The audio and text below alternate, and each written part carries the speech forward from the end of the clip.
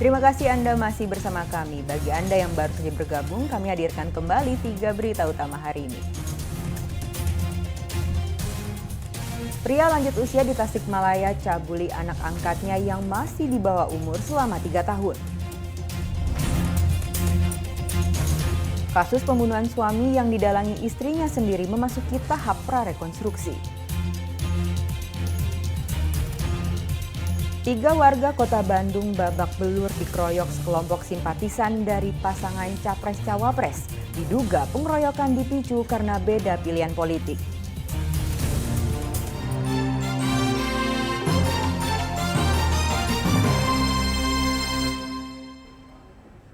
Ribuan warga menyaksikan proses prarekonstruksi kasus pembunuhan keji terhadap suami yang didalangi oleh istrinya sendiri.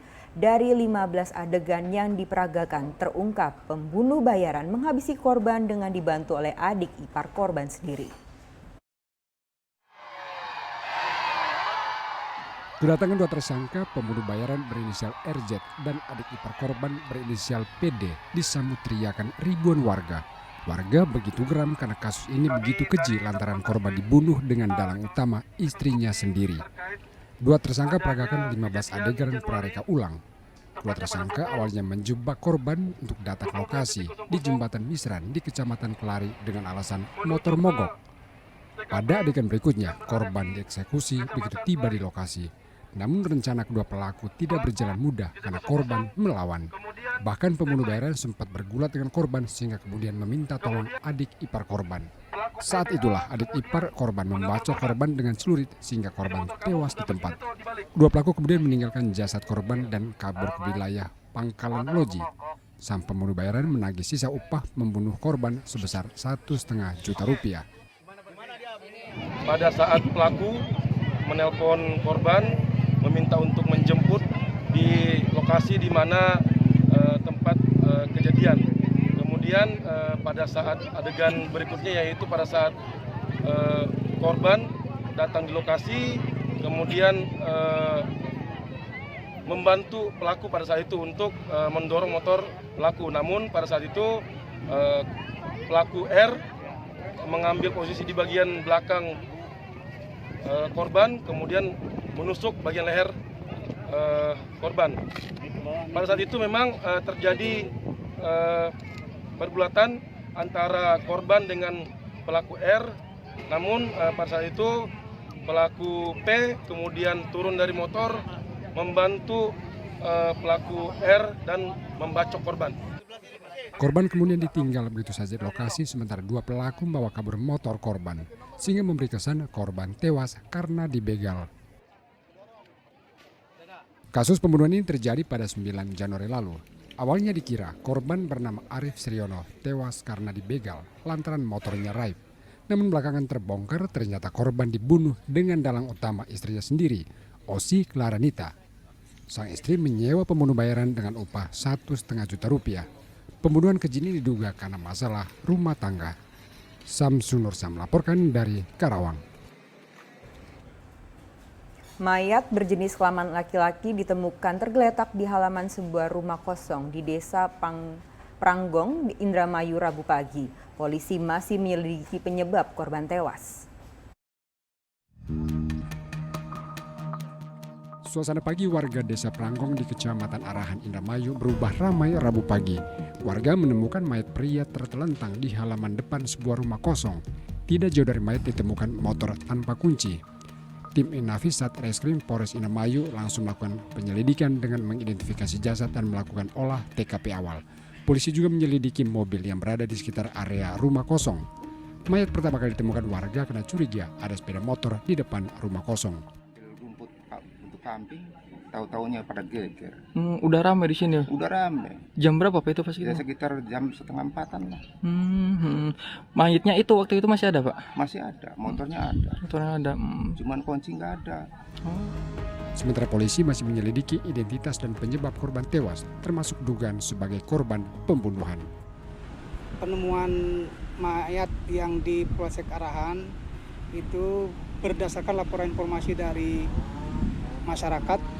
Kemudian Polsek Arahan bersama dengan Satreskrim Polres Indramayu melakukan olah TKP Sampai di lokasi ditemukan tergeletak seseorang, kemudian selesai olah TKP kita lakukan evakuasi ke Rumah Sakit Bayangkara. Demikian. Ada indikasi pembunuhan ya Pak itu Pak? Sementara masih pendalaman. Untuk kepentingan penyelidikan, petugas mengevakuasi jenazahnya ke Rumah Sakit Bayangkara Indramayu untuk diautopsi. Maruli Habibi melaporkan dari Indramayu.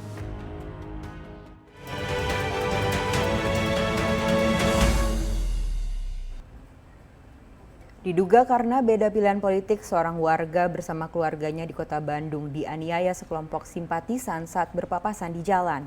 Polisi menindaklanjuti kasus tersebut dengan menyelidiki kamera pengawas di lokasi, meski korban belum juga melapor. Dari pemukulan pihak PDIP dan teman saya. Igra bersama dua saudaranya babak belur akibat dikeroyok simpatisan sebuah pasangan calon presiden dan calon wakil presiden saat berpapasan di Jalan Inggit Garnisah di Kecamatan Regol, Kota Bandung, Minggu 21 Januari lalu. Kasus langsung menjadi sorotan publik karena korban mengunduh video kondisi mereka ke media sosial beberapa saat setelah kejadian. Menurut korban, insiden terjadi saat dirinya bersama saudaranya berpapasan dengan sekelompok simpatisan saat hendak pulang ke rumah. Diduga karena beda pilihan politik, korban dan saudaranya dihajar. Ia belum melaporkan kasus ini ke polisi karena mempertimbangkan kondisi anggota keluarga yang memiliki riwayat penyakit jantung. Dari perempatan Ibu Inggit, saya berpapasan dengan bus. Nah dari situ ada bapak-bapak yang bus itu duduk di tengah, bapak-bapak itu dia mengacungkan jari seperti ini kepada saya. Nah saya menjawab dengan spontan dan merespon gitu. Saya merespon seperti ini kepada bapak yang tersebut. Dan si bapak tersebut tersenyum melihat saya merespon seperti ini. Namun yang duduk di belakang itu nggak tahu berapa orang langsung turun lari memukul Aldi dan Siti terlebih dahulu memukul saudara saya yang berdua itu. Kemudian turun lagi dari bus itu menendang motor saya hingga sampai motor saya itu nggak nyala lagi motornya. Udah saya tergeletak di bawah pun saya diinjak, saya dipukul. Meski korban belum melapor, polisi tetap berinisiatif mengusut para pelaku dengan menelusuri kamera pengawas di sekitar lokasi. Betul kejadiannya ada di wilayah Kecamatan Regol, tepatnya di Jalan Ibu Inggit Garnisah, Kelurahan Ciatur. Ada laporan yang sudah masuk dan diterima?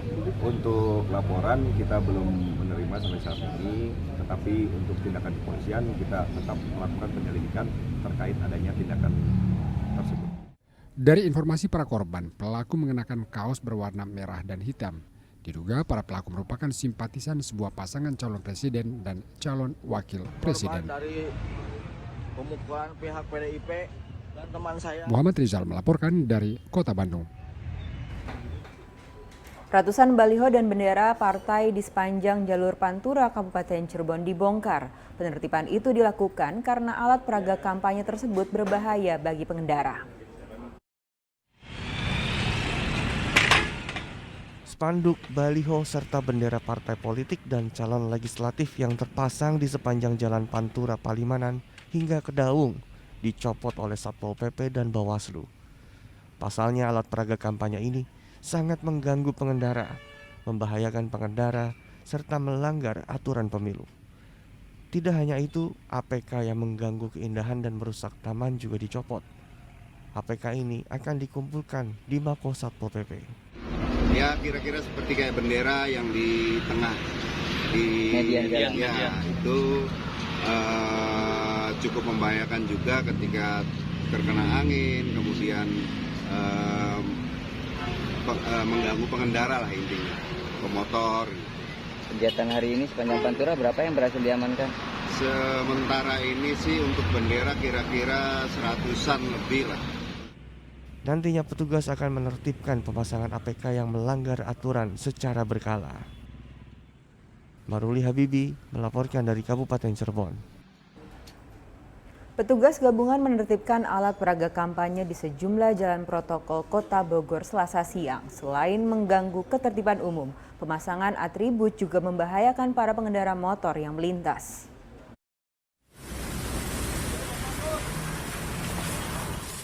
Petugas gabungan Satpol PP, Polresta Bogor Kota, Dinas Perumkim, dan Bawaslu Kota Bogor mencopot alat peraga kampanye, calon presiden dan calon wakil presiden, serta bendera partai politik yang tersebar di sejumlah jalan protokol di Kota Bogor. Pemasang alat peraga dianggap menyalahi aturan karena dipasang di atas pohon, tiang listrik, dan sarana umum. Selain membuat pemandangan kota menjadi amburadul, keberadaan APK juga mulai membahayakan keselamatan pengendara karena banyak yang tumbang ke jalan. Ini kita melaksanakan penertiban APK di seluruh Kota Bogor, seluruh kecamatan, 6 kecamatan. Karena kita mendapatkan aduan masyarakat terkait alat peraga kampanye dan juga laporan hasil pengawasan kita terkait 2.000 lebih alat peraga kampanye yang melanggar. Jadi kita sekarang hari ini menertibkan alat peraga kampanye tersebut. Keluhan pengendara yang membahayakan. Kalau keluhannya sih kepada banyak APK yang rusak, yang jatuh ke jalan, yang memang. Bawaslu Kota Bogor mencatat ada sekitar 2.000 lebih APK yang melanggar aturan yang tersebar di sejumlah sudut di Kota Bogor.